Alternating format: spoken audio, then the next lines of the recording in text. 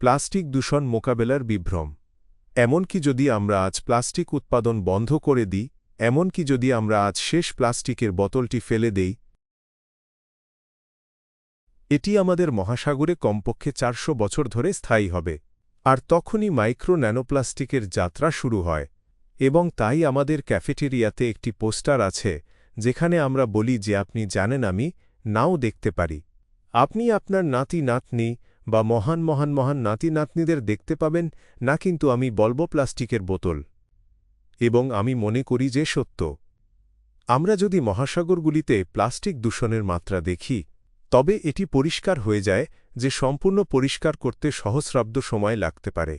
আজ বিশ্ব মহাসাগরে প্রায় 200 মিলিয়ন টন প্লাস্টিক বর্জ্য রয়েছে। এদিকে প্রতি বছর প্রায় 20,000 টন উত্তোলন হয়। এটি 1%-1%-এরও কম বিদ্যমান আয়তনের তুলনায় একটি নগণ্য ভগ্নাংশ। এই হারে সমুদ্রকে সম্পূর্ণরূপে পরিষ্কার করতে প্রায় 10,000 বছর সময় লাগবে। এবং এটি কেবল তখনই যদি আমরা আজ থেকে সমুদ্রে সমস্ত প্লাস্টিকের প্রবেশ বন্ধ করি। প্লাস্টিক বর্তমানে পরিবেশে এমন হারে প্রবেশ করছে, যা পরিবেশ থেকে অপসারণ বা বর্জ্যের মধ্যস্থতা করার জন্য আমাদের ক্ষমতার চেয়ে অনেক বেশি।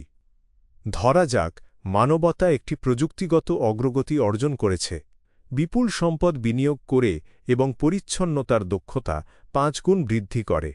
তারপরেও প্রক্রিয়াটি এখনও প্রায় 2000 বছর লাগবে। বাস্তবে আমরা দূষণের বর্তমান বার্ষিক প্রবাহের সাথেও মোকাবিলা করতে পারি না। কয়েক দশক ধরে যা জমা হচ্ছে তার পরিণতি দূর করা যাক। বায়োস্ফিয়ারে যে সমস্ত প্লাস্টিক তৈরি হয়েছে তা আমরা কেবল অপসারণ করতেই অক্ষম নই, তবে এটি করার চেষ্টা করা জীবন্ত প্রাণীকেও বিপন্ন করতে পারে। কিছু সংস্থার উদ্যোগ আছে, তারা বর্জ্য সংগ্রহের চেষ্টা করছে, আবর্জনা জমছে মৃত অবস্থান করছে। তারা বন্দুকের পাথরও সংগ্রহ করছে। আপনি জানেন জীবগুলি উপরের মহাসাগরের প্রথম স্তরের মাত্র 15 সেন্টিমিটার ছেড়ে যাচ্ছে।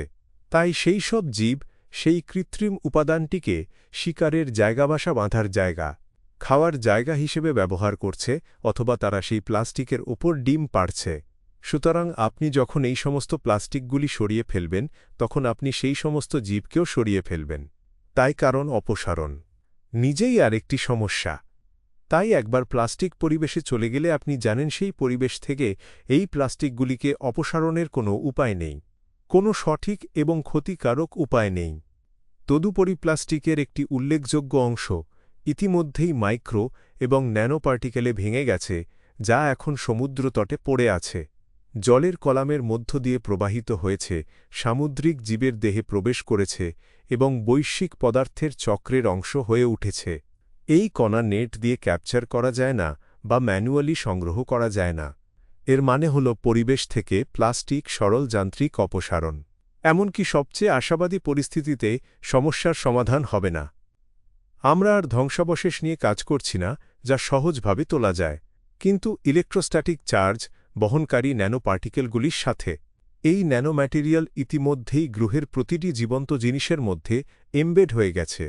এবং এমনকি যদি আমরা সমুদ্র থেকে প্রতিটি প্লাস্টিকের বোতল এবং প্রতিটি মোড়ক সরাতে সফল হই, তবুও একটি প্রশ্ন থেকে যাবে, এরপর কি হবে? আমরা যে প্লাস্টিক বর্জ্য সংগ্রহ করব তা নিষ্পত্তি করার জন্য এখনও আমাদের কাছে নিরাপদ পদ্ধতি নেই। অনানুষ্ঠানিক ডাম্পসাইটগুলিতে গ্রহের চারপাশে জমিতে অব্যবস্থাপিত বর্জ্য রয়েছে। কিছু বর্জ্য জ্বালিয়ে দেওয়া হয়েছে, কিছু বাণিজ্যিকভাবে জ্বালিয়ে দেওয়া হয়েছে, যেগুলির সাথে যুক্ত রাসায়নিক সংগ্রহের জন্য উপযুক্ত স্ক্রিন এবং ফিল্টার থাকতে পারে বা নাও থাকতে পারে। খোলা ময়লা পোড়ানোর দৃশ্যে এমন দেশগুলিতে পোড়ানো হয় যেগুলি অন্য দেশগুলির দ্বারা তাদের কাছে রপ্তানি করা প্লাস্টিক বর্জ্যের সাথে মোকাবিলা করার জন্য উপযুক্ত বর্জ্য ব্যবস্থাপনা সুবিধার মালিক হওয়ার মতো যথেষ্ট ধনী নয়। এবং তারপরে এর কিছু অবশ্যই তথাকথিত স্বীকৃত বর্জ্য ব্যবস্থাপনা সিস্টেমে চলে যেত, তবে এটিকে ল্যান্ডফিলে মাটির নিচে পুঁতে দেওয়া অন্তর্ভুক্ত থাকতে পারে, যেখানে অবশ্যই এটি ভবিষ্যতে বাণিজ্যিকভাবে ফিরে আসতে পারে বা বর্তমান সমস্যায় পরিণত হতে পারে। তবে ঘটনার মানের উপর নির্ভর করে অবশ্যই সম্পর্কে উদ্বেগ রয়েছে, যারা ইনসিনারেটর থেকে নির্গমন প্লাস্টিক পোড়ানো বাড়ির উঠোনে আগুন হোক বা ইন্ডাস্ট্রিয়াল ইনসিনারেটর সমস্যা সমাধান করে না। এটি কেবল তাদের আরও বিপজ্জনক আকারে রূপান্তরিত করে। যখন উত্তপ্ত বা পোড়ানো হয় তখন বড় প্লাস্টিক আইটেমগুলি মাইক্রো এবং ন্যানো প্লাস্টিকে ভেঙে যায়, যা বাতাসে ছড়িয়ে পড়ে, পৃষ্ঠের উপর বসতি স্থাপন করে এবং বৃষ্টিপাতের সাথে জল এবং মাটিতে প্রবেশ করে। আগুনে প্লাস্টিকের আপাত অদৃশ্য হওয়া একটি বিভ্রম। পোড়ানো সহজভাবে প্লাস্টিকের ক্ষুদ্রতম কণাগুলিতে বহুগুণে বিভক্তকরণকে ত্বরান্বিত করে, খুব মাইক্রো এবং ন্যানোপ্লাস্টিকগুলিতে, যা মানব স্বাস্থ্যের জন্য সবচেয়ে বড় বিপদ ডেকে আনে। এবং এটি সঠিকভাবে এই ইলেকট্রোস্ট্যাটিকভাবে চার্জযুক্ত কণাগুলি, যা মস্তিষ্ক এবং অন্যান্য কোষ সহ শরীরের গভীরে প্রবেশ করতে পারে, যেখানে তারা বিস্তৃত রোগের সূত্রপাত করে। আপনি যখন রিসাইক্লিং সুবিধায় প্রথমে প্লাস্টিক রাখেন, তখন তারা বড় প্লাস্টিক টুকরো টুকরো করে ফ্লেক্স এবং প্লাস্টিকের ছোট ছোট টুকরো তৈরি করবে এবং তারপর সেই ছেঁটে ফেলার সময় তারা আপনার জন্য ব্যবহার করবে।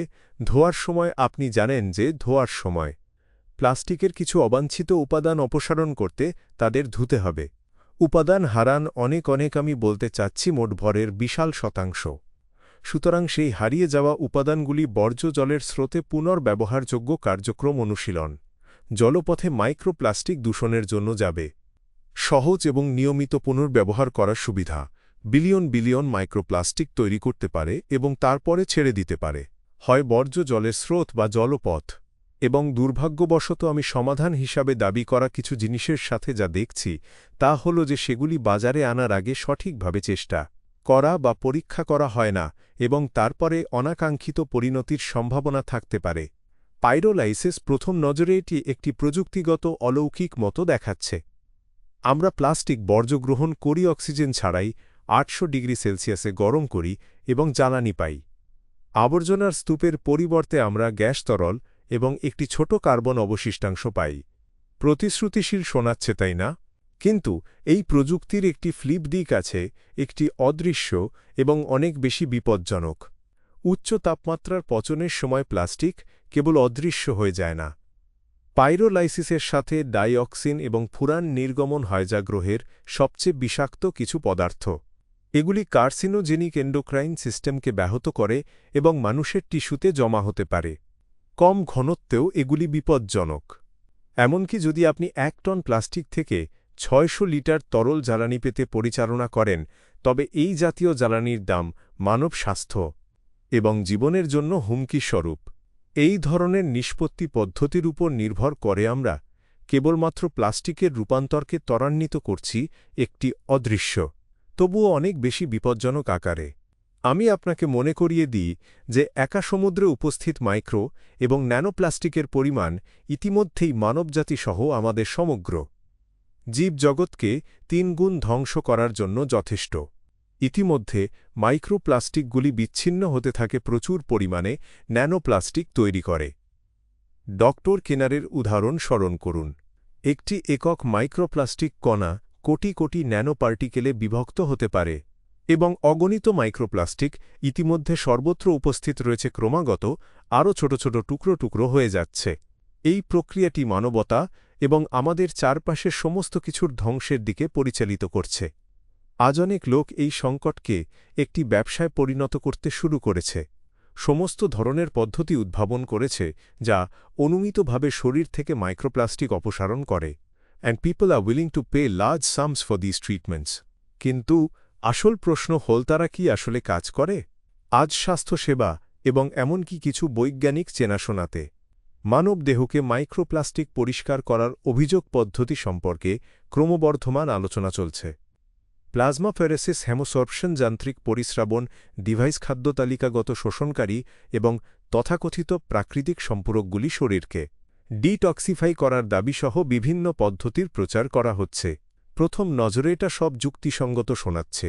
শরীরে বিষাক্ত কিছু থাকলে এটা অপসারণ করা উচিত।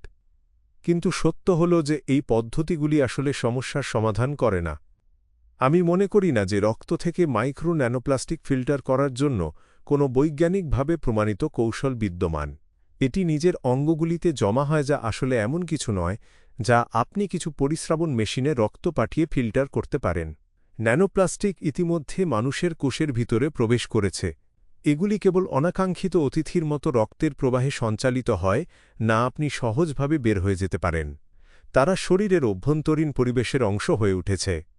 হ্যাঁ, আমরা সরবেন্ট বা ফিল্টার প্লাজমা দিয়ে রক্ত পরিষ্কার করতে পারি, কিন্তু এই ধরনের পদ্ধতি সত্যিই কতটা কার্যকর হতে পারে? আমরা এই প্লাস্টিক উৎপাদন এবং এই উপকরণগুলির ব্যবহার শুরু করেছি, যার অনেক ইতিবাচক প্রভাব রয়েছে। হাসপাতালে যখন আমি আমার দৈনন্দিন কাজের পরিবেশে চারপাশে তাকাই, আমি অনুমান করি যে হাসপাতালে আমি যা কিছু স্পর্শ করি তার ৮০% প্লাস্টিকের আমার গ্লাভস থেকে শুরু করে, এবং সম্ভবত মেশিনের ৮০–৯০% নিজেই প্লাস্টিকের তৈরি। এবং এটি স্বাস্থ্যসেবার জন্য একটি অত্যন্ত গুরুত্বপূর্ণ বিষয়। What's more, the very solutions used for blood purification procedures also contain plastics. তুমি যখন অসুস্থ হও, আপনি একটি হাসপাতালে যাচ্ছেন, আপনি সম্ভবত চিকিৎসার জন্য হাসপাতালে যাবেন এবং তারপর তারা আপনাকে কিছু সমাধান দেবে যা আপনি জানেন। এমন কিছু ইনফিউশন, যেমন তারা আপনার ডানার ভিতরে কিছু রাখবে এবং তারপর তারা ইলাস্টিক প্যাকেজ থেকে কিছু তরল আপনার জানা রক্তের সিস্টেমে স্থানান্তরিত করবে, যাতে সেই শিরায় সমাধানগুলি কমপক্ষে থাকে। প্রতি লিটারে ৬২ মাইক্রোপ্লাস্টিক কণা।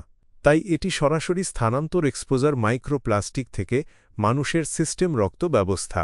সুতরাং আমরা একটি প্যারাডক্স সঙ্গে শেষ। আমরা প্লাস্টিক ব্যবহার করছি প্লাস্টিকের পরিণতি দূর করার জন্য। এই ধরনের পদ্ধতি প্রকৃতপক্ষে সামগ্রিক বিষাক্ত লোড কমাতে পারে, কিন্তু তারা মূল সমস্যাটির সমাধান করে না। তারা কোষ থেকে প্লাস্টিক বের করে নেয়ার ইলেকট্রোস্ট্যাটিক চার্জ নিরপেক্ষ করে না, ব্যাহত সংকেত পথ পুনরুদ্ধার করবেন না, এবং মস্তিষ্ক ইমিউন সিস্টেম বা মাইটোকন্ড্রিয়াকে রক্ষা করবেন না। একজন ব্যক্তির এই জাতীয় পদ্ধতিগুলি চেষ্টা করার অধিকার রয়েছে। এটি তাদের ব্যক্তিগত পছন্দ, তবে বিভ্রম পোষণ না করা গুরুত্বপূর্ণ। এই পদ্ধতিগুলি হারানো স্বাস্থ্য পুনরুদ্ধার করবে না।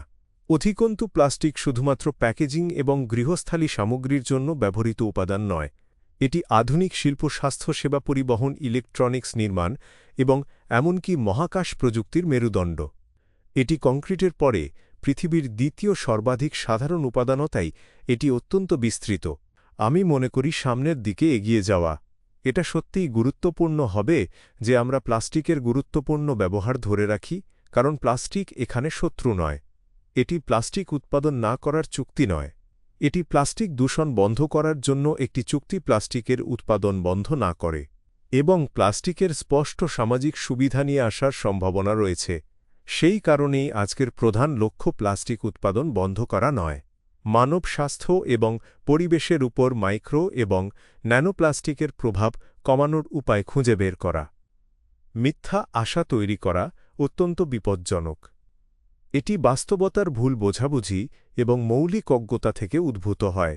আমাদের অবশ্যই মনে রাখতে হবে যে সবচেয়ে বিপজ্জনক প্লাস্টিকের কণাগুলি আমাদের কোষে প্রবেশ করতে যথেষ্ট ছোট, এবং একবার মাইক্রো এবং ন্যানোপ্লাস্টিকগুলি আমাদের কোষে প্রবেশ করলে তাদের ফিল্টার করা বা অপসারণ করা যায় না।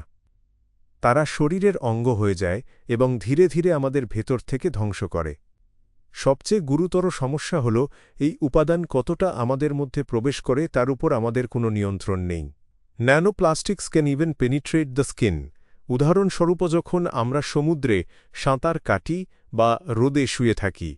এবং ন্যানোপ্লাস্টিক সম্পর্কে আমরা কি করতে পারি, যা একবার শ্বাস নেওয়া হলে সরাসরি মস্তিষ্কে ভ্রমণ করে এবং নিউরনগুলিকে ধ্বংস করতে শুরু করে। ন্যানোপ্লাস্টিক বায়োস্ফিয়ার এবং মানবজাতি সহ সমস্ত জীবনের জন্য সবচেয়ে বিপজ্জনক পদার্থগুলির মধ্যে একটি।